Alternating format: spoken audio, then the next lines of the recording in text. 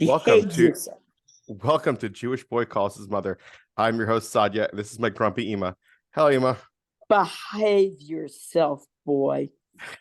Jeez Louise. Oh my gosh. It's funny. This week I actually have gotten into anime that I haven't gotten into in years. What's And anime?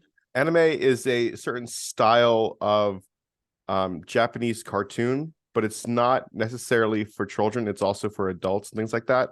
Mhm. So I was watching different anime.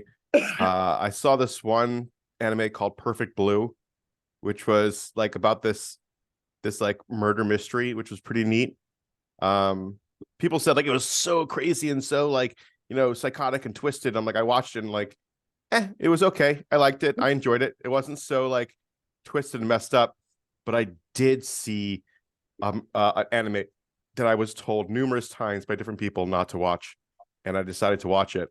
It was called, I think it's called Graves of the Fireflies, if I'm Uh-huh. not mistaken. I wanted, before I say anything, I want to double check what it's Did you called. Yeah, watch it already? yeah, I watched it. Grave of the Huh? Fireflies. It came out So, in 1988.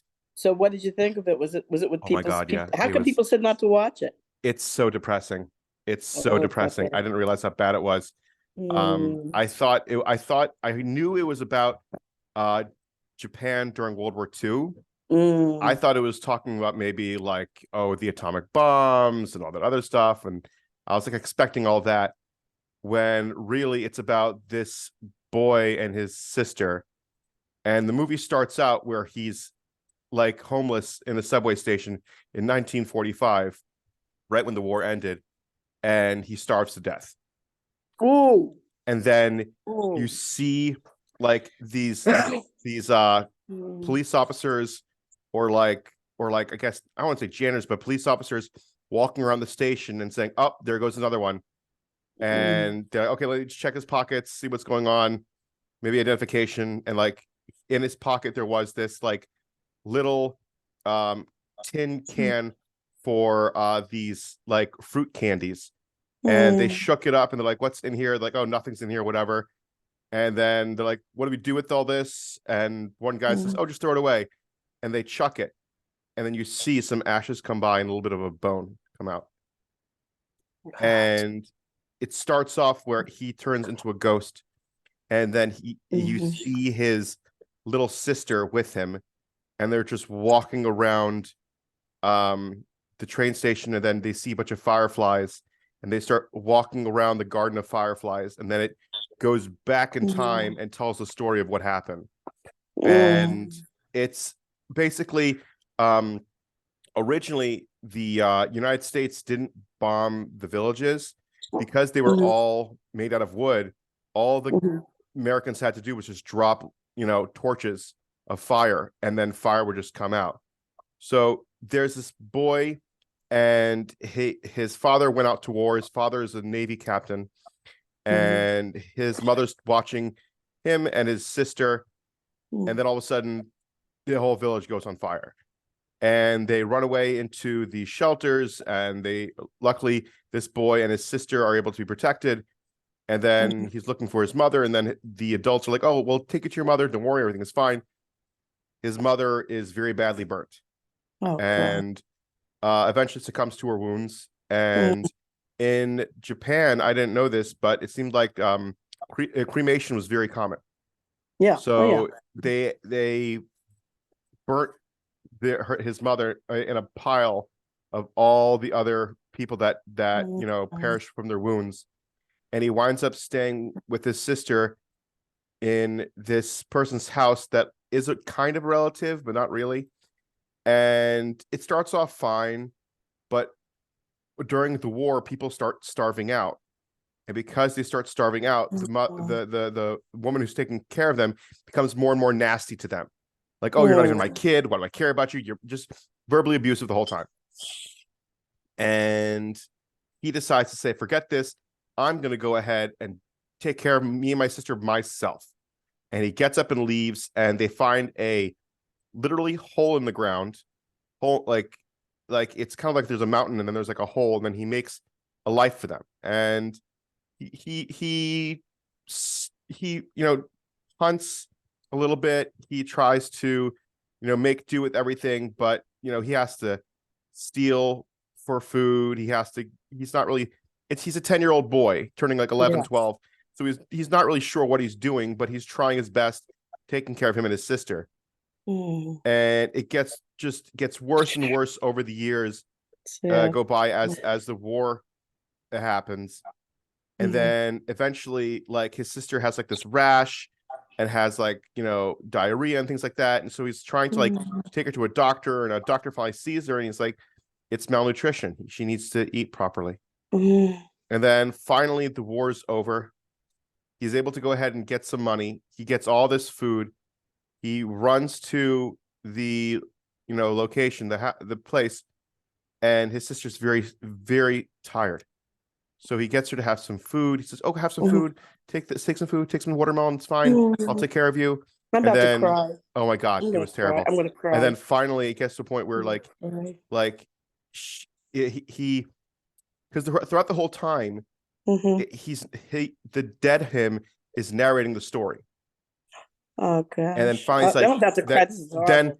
Then he finally has his sister. His sister. Do this, it's okay. I know. We'll work through this. We'll get through it, and we'll go through the emotion of it all. This will be it. Oh, believe me, this was a rough watch. This was a rough watch. Yeah. And finally, he says, like, and my sister went to sleep and never woke up. Oh.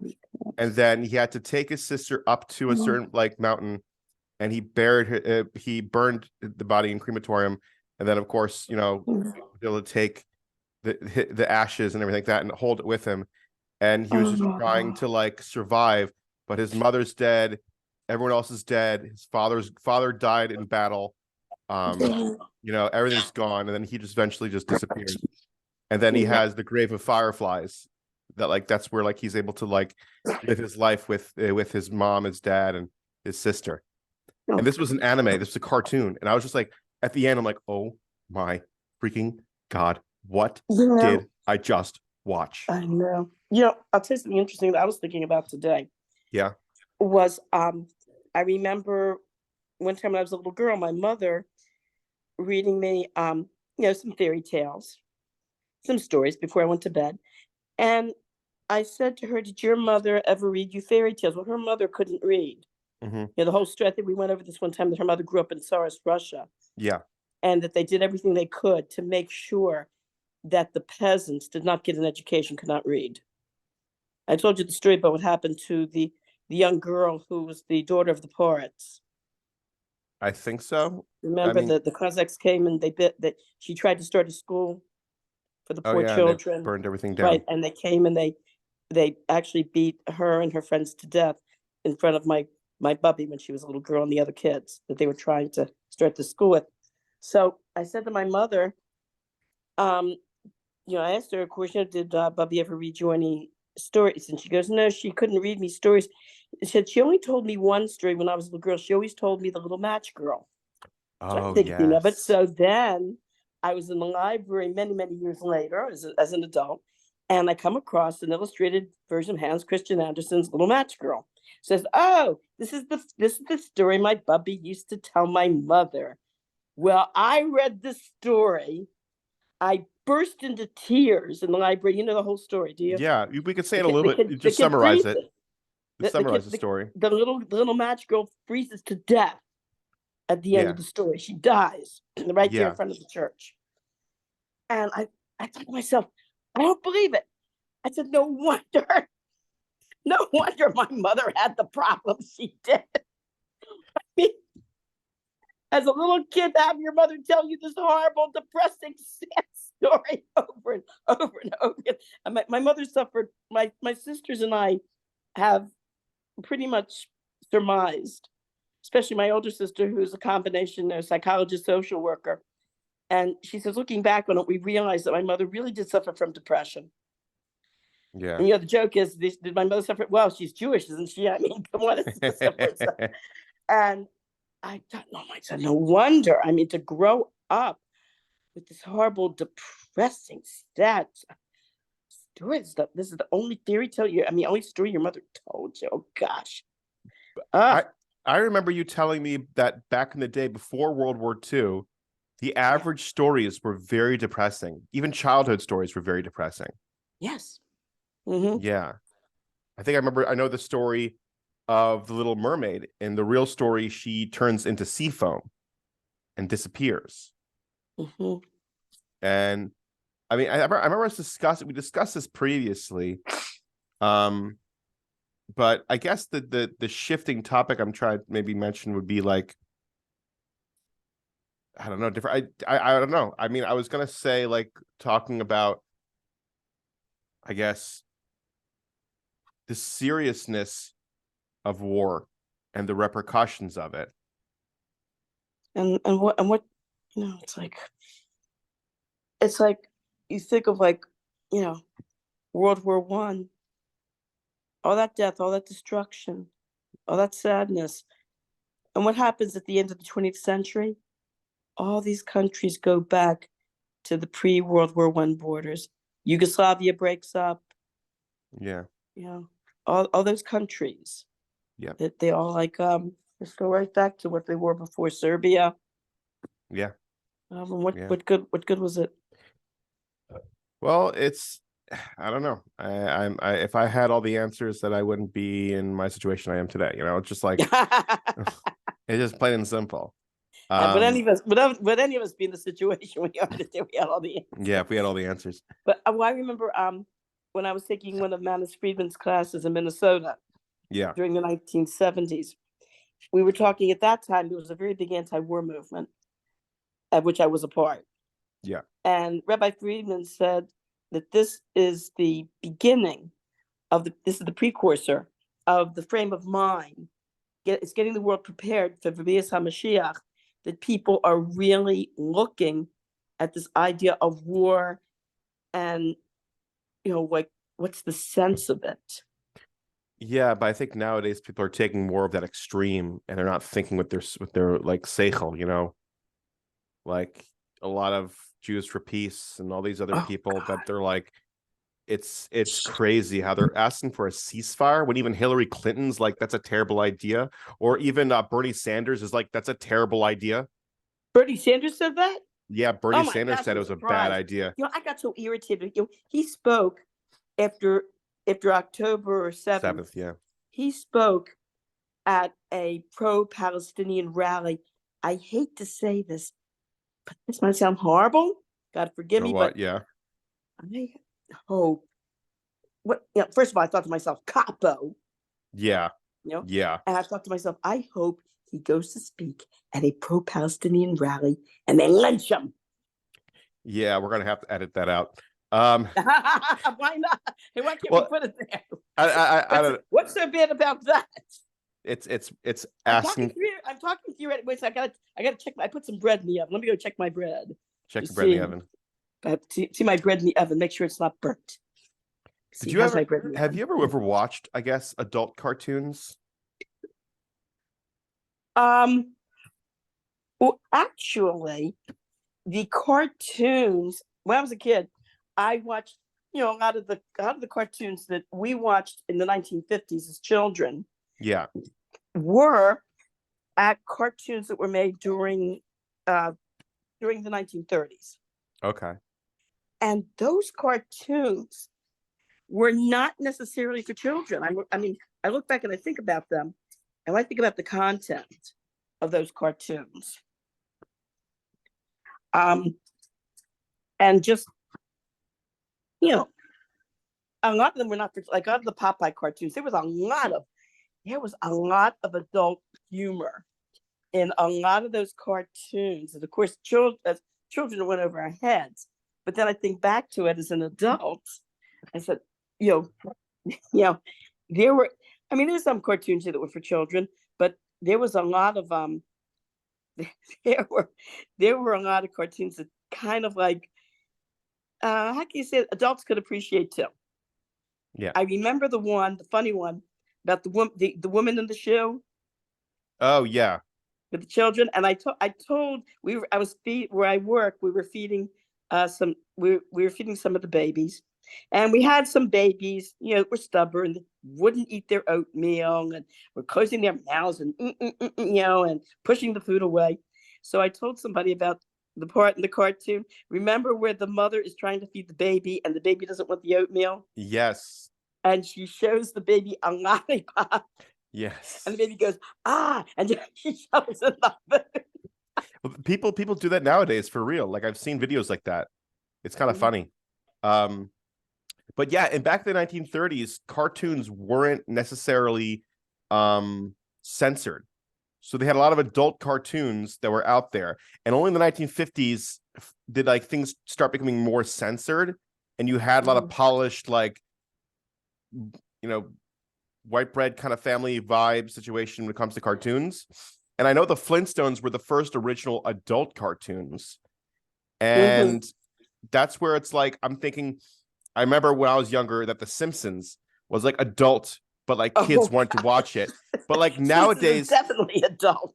And nowadays, South Park's adult, but nowadays, Simpsons has turned into a very family friendly cartoon. As a matter of fact, this season they're no longer having Homer Simpson strangle Bart. Like it was a running gag where Homer would be strangling Bart Simpson, and then now they're like, we're not doing that anymore. We're not going to have these vibes. So it's just like Simpsons is interesting because it's been running for like 30 something years. I think from like 89 or 88 it started. 88. I think it became like conventional in like 89.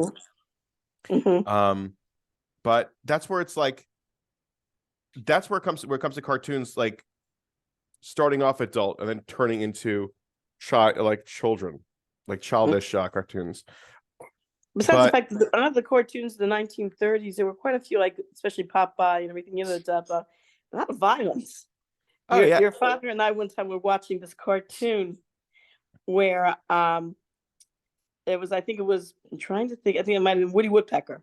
Okay. And this bear or something, I don't know what kind of creature this was.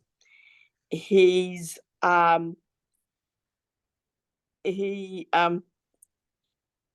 hungry. All he has to eat is cans of peas. And Woody Woodpecker comes knocking at the door that he's cold. His home can he come in? And the guy looks at Woody Woodpecker, and you see in his mind a roasted. No, was it? I think it was Woody Woodpecker. No, not Woody Woodpecker. No, it couldn't have been Woody Woodpecker. It was Daffy Duck. Daffy Duck. Okay. That had to be Daffy Duck. Yeah. Because he thinks of a roasted duck. He sees the roasted duck, and he says, "Come on in." And the entire cartoon, the two of them are trying to actually murder each other. But that was, I think that was really like that was World War II cartoons as well. World War II was extremely violent cartoons, extremely violent, extremely sad. And we've talked about this multiple times on the podcast. Yeah. The only reason why I mentioned it was because I remember as a kid not grasping the idea of very adult cartoons and like seeing a preview for, I think, Cowboy Bebop, which is another anime. And it was like extremely intense with a lot of killing and a lot of like intense violence and things like that. And I think I was like maybe 8 or 9 and I saw it and it just like didn't make me feel good. I'm like, what is this? I don't know what this is. And as an adult, I got older. I'm like, oh, I know what's going on. I see what it is. Okay, so I started watching it and I can appreciate it, but I could feel like as a kid, heck no, it messes with your head too much because you're not exposed to it, and like you get your first flush of violence. Like what was your first like feeling of like watching something very violent, like before it's like you felt like you were ready for it? Well, actually, when I was a kid, there were so many things I saw on television that were so violent. It was kind of like, it kind of desensitized me. Like what? Like what? Well, then, some of the cartoons I mentioned, like your father and I, one time we were watching some of these cartoons as adults that we had seen as kids, and your father just said, "No wonder we're so messed up." I mean, it kind of like Three Stooges. Okay, the way they were hitting each other and all that, and it was a very big problem. I think we mentioned before, like the kindergarten teachers, the kids after watching Three Stooges would come into class the next day and poke each other in the eye, hit each other in the head. It was a real problem for educators because these little kids were picking up so much violence from some of these programs and cartoons. But I was more talking about like not humorous cartoons or humorous TV. I was talking about watching something serious. Like when I was a kid, Mm-hmm. there were some times where like the older siblings would be watching something, maybe like a violent TV show or a violent movie, Mm-hmm. and I wasn't exposed to it at first. And this was my first time watching a very violent movie, like just for a Mm-hmm. hot second. And like, I remember the feeling of just feeling very queasy and very like unnerving. And I that's what I'm trying to see if you can relate to that, where like you remember being a kid watching something very serious and violent, Uh-huh. but I don't think in Yeah. the 50s or Yeah. No, 60s they had that there option. no, there were some things like I remember that made me like really scared, you might say. I remember one time watching a Bela Lugosi movie. Okay. Bela Lugosi was like during the 30s and 40s. He was the original, he was the original Dracula, but he also starred in a lot of other very serious like horror movies. Mm-hmm. And there was this one horror movie where at gunpoint he puts this couple into this chamber, and then he locks the door and he presses a button and the walls are going to come in and crush them. And somebody saves them. Somebody comes up. Boris Karloff comes up and he fights with Bela Lugosi, and he knocks him out. He's finally able to stop the mechanism. He opens up the door. He lets this young couple out, and instead he takes Bela Lugosi and he throws Bela Lugosi into this chamber where where he had originally intended for this young couple to be crushed. And then he locks the door, and Bela Lugosi comes to, and he looks around and he realizes that he's in this chamber and the walls are coming in. And then you see as the walls are crushing in on him, you hear him scream. And then, you don't see the gore, but you see the walls crushing in on him and him screaming. And I remember just feeling, very, very, kind of very uncomfortable watching that as a kid. I actually that was one of the movies I remember very clearly. I felt very uncomfortable about. Then there was always my sisters and I. One time there was at 12 o'clock at night. There was a scary movie. They would show a scary movie on television, and it was called A Shock. And then at 2 o'clock there was horror. So there was like scary movies or very violent movies being shown at that time. So we wanted to watch the scary movie. So my father would wake us up at 12 o'clock. We'd go to sleep like 8 o'clock. He'd wake us up at 12. And my sister's bedroom was right next to mine, and there was a small television. So we used to get under the covers. We would watch, and we'd have the covers like this. So when the scary scene came, we would scream and duck under the covers. And the scary scene was like Werewolf of London. Mm-hmm. The Werewolf of London, the werewolf movies. And when they would show the werewolf, I mean, he looked really scary, and we would go and scream and duck under the covers, so we wouldn't have to look at the werewolf. And I remember one time my sister asking my father, "How is it that the people who act in these movies aren't scared?" Because the people that played the monster part looked pretty gruesome. And my father said, "Well, the actors and actresses know who's really behind all that makeup and that mask." Cute. Yeah. I have a question then. What was your experience when you first saw the bodies of the Holocaust, of Auschwitz, things like that? Anger. Yeah. Oh, it was Life magazine. When they finally exposed all the photographs. What year was this? This had to be like the late 1950s, 57, 58, maybe 60, somewhere around there. Because I was old enough to kind of understand like what was, I said to my father, what happened here? What are all these bodies, and all these people are so thin, and what happened? And my father explained to me about the Holocaust.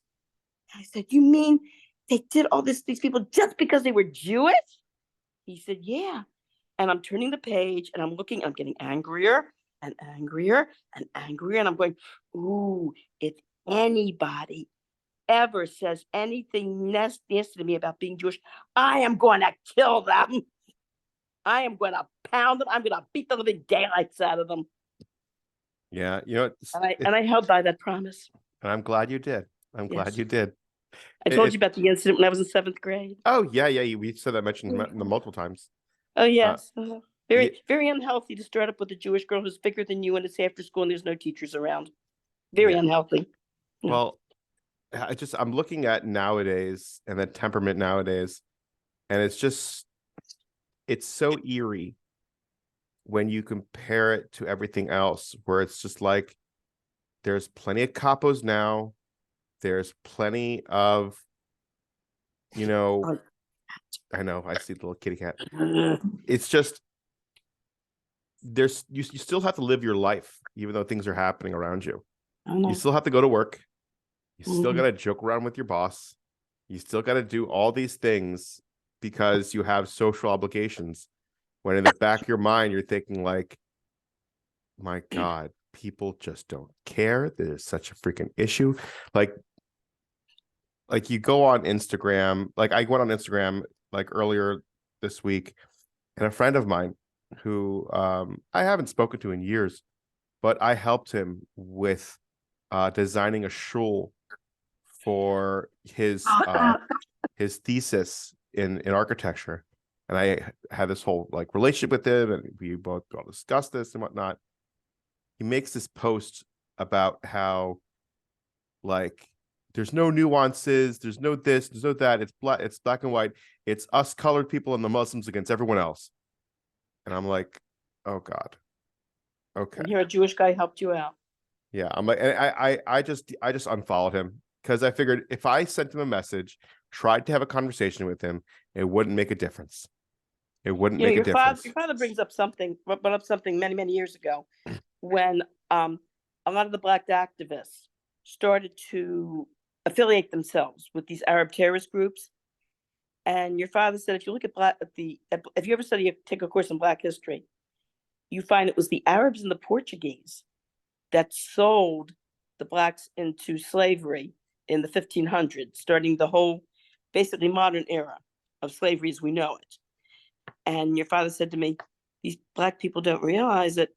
He says he wouldn't put it past the Arabs to try to sell them again. Well, I mean, there were some videos that came out recently. Um, there was one. I don't want to talk about it. Actually, I really want to get into it. Okay, we don't have to though. No, it's because it just Mm. gets me too angry, too angry and frustrated. And the problem is that there's nothing I can do about it right now. Right. All I can, That's the thing. The helplessness. Everything. It's like, it's like with Rebbe many years ago. It was during the 1980s, late 1980s, when they started the Intifada. Mhm. And one of the Arab leaders said that they're doing a jihad against the Jews and they should try to kill as many Jews as they can all around the world, wherever they can find us. And I thought, yeah, right, go ahead. Yeah, let them talk. Well, the Rebbe actually came out and said that their threats should be taken seriously. So I thought to myself, well, okay, what do I do? Do I buy a gun? What do I do? Well, I'm checking my mezuzahs. I'm trying to daven extra davening. Give it the whole thing, all 9 yards. But in all seriousness, what what am I supposed to do? I really, I really It's feel like kind of helpless. I really don't know what to do. the only thing I can do, and what I have been doing, is just trying to daven more, trying to do more Torah and mitzvos. Um, Like show like more respect to your mother. yeah, don't push it. Um, uh, it's just like because everything else, and people are realizing it now. It's just like numbers wise is so crazy because you have these numbers of people where it's just like there was a video showing a bunch of people and just being flooded out, and it's saying this is what Israel is doing to Palestinians. What it actually was an old video of a tsunami in Japan, Oh, and it had like 50 million views. mm-hmm. And it sickens me because it's just like I mentioned this before. I think this was Mark Twain's quote. Like Yeah. by the time the truth puts on its boots, the lie is halfway across the world. Right. And it's just Mm. like all I can think of is just being a better person, taking Mhm. care of my Dalit Amos, and that's it for right now. When you look at like the pogroms, Yeah. how did the pogroms start? And the Holocaust, and the pogroms, it's all the same pattern: misinformation and propaganda, Yep. total lies, misinformation, propaganda, and it's like the same thing all over again. There was Misinformation and propaganda, there and was people even believe it. Yeah. there was even a statistic where they showed that like majority of people are pro-Israel, but the people that are very pro-Hamas, majority of them are people in their early teens and 20s. I've And heard it's that. and it's Heard such an issue because those people have the most energy and power right now. Where it's like you're not going to have some 45-year-old guy with a job and a wife and kids march down Washington, you know, like on a Sunday. As more likely you're going to have some random college student, getting together with their friends and starting to like just spray paint all over DC. You're not gonna. It's and Baruch Hashem, God willing, everything will be okay. There's supposed to be a rally in DC on Tuesday, an Israeli rally. Everyone Mhm. should go. I won't be able to go because I got to be at work. Mhm. I couldn't take off. I have, stuff, but luckily plenty of other people are going and I'm doing what I can. I've had a few people come to me and call me and say, "Hey, should I go?" And I know like they've got little kids under the age of 3, and it's like if you can take them and you can handle it, go walking around DC for 8 hours, go right ahead. If not, Mhm. it's up to you, you know. And some people, it's just it's Well, I remember in the when they were having in the 70s the rallies in Washington for Russian Jewry to protest. They were having a lot of demonstrations in front of the mhm, Russian embassy to protest the treatment of Russian Jews in the yeah, Soviet Union at the time. The Rebbe did not like these rallies hmm, and these demonstrations. He says, first of all, they're not doing anything. Secondly, a lot of people who are non-affiliated Jews or non-practicing Jews, will go to these rallies and figure, I've done my part, not realizing that, hey, there are other things you can do. You can put on tefillin. If you're a woman, you can light Shabbos candles. Put mezuzahs on your door, like those types of things. But I was thinking about this rally that they're having. I mean, I can't go. I'm working, but I asked like one of the rabbis here in Florida what he thought of it, and he said, he says rather than take your money and pay for the flight to Washington, he says you're better off taking that money and giving it to tzedakah. yeah. But what's interesting is that the Vod Harabanim of Baltimore were insisting everyone should go. Mm. So there is some importance to that. Plus, nowadays there's more people Mhm. going on Mifsayim there. Yeah, I was There's thinking more the people same making thing. like an impact positively. I know because I remember when I was in 8th grade in 2001, 2002, when there was of not similar because this was more downplayed than the one that's going to happen on Tuesday. But Hmm. I went there with a friend of mine, and it was good. I had a great time. I really felt pride in Judaism. I got a lot of trinkets and a lot of, bumper stickers and Hmm. stuff like that. And I think showing up in numbers means that like we really care and we count. But I always think about this one time the Rabbanim and all those marches were marching in Washington D.C. during the 40s, during World War II, Hmm. telling FDR the issues of the Holocaust and how it was happening, because people knew, the Yidden knew, and we were telling everybody, screaming at top of our lungs, marching to Washington, and it fell on deaf ears. Hmm. So it's like the frustrating thing I have is that all you have is God, all you have is Hashem. I'm seeing more pride in being Jewish and pride in being more practicing and Yeah. saying that I'm Jewish and I believe in God. Because there's plenty of Hmm. people that I'm Jewish, but I'm an atheist. So I'm like you guys, right? like all that Mm. junk. But now it's just more of like, no, I'm Jew and I'm proud, and being a Jew means believing in God. I see more people in general. It's like I said, as sad as this whole situation is and horrible, I can't help but to feel that only good is going to come out of this. Yeah, same, same. You And know, it's sad that it took such a horrible, horrible event to cajole people and to wake them up yeah. to their Jewish identity. But But maybe I hate to say it, maybe that's the human psyche. I think that is It's only sad. when Mashiach comes will it not be an issue. Yeah, it's just it's it's it's the sad reality that we all live in, that until Mashiach comes, we're going to be fighting and we're going to have all sorts of issues.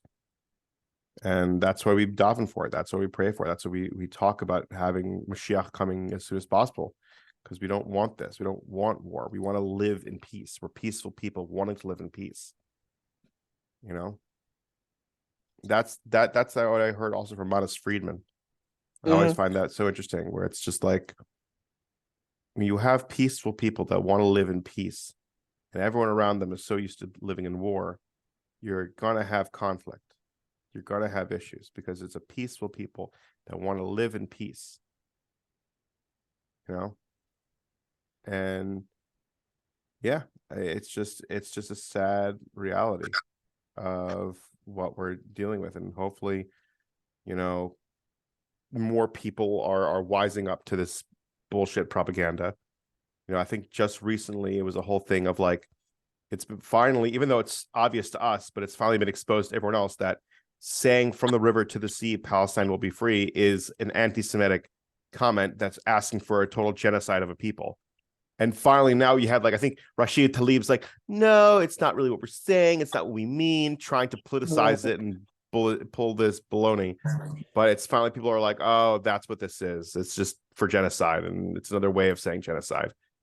And, it's just, people are being exposed. And I just, God willing, everything should be fine, and everything's going to work itself out.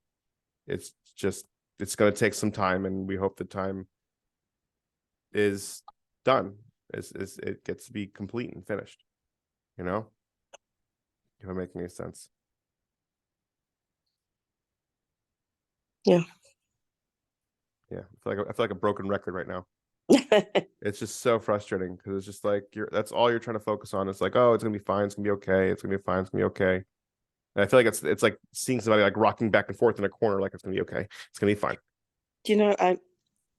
I keep thinking though, like comparing the time we're living to, like to what the Jews went through in the Holocaust, especially in the beginning. Like, you had like there's a saying that the optimists stayed in Yeah, Europe.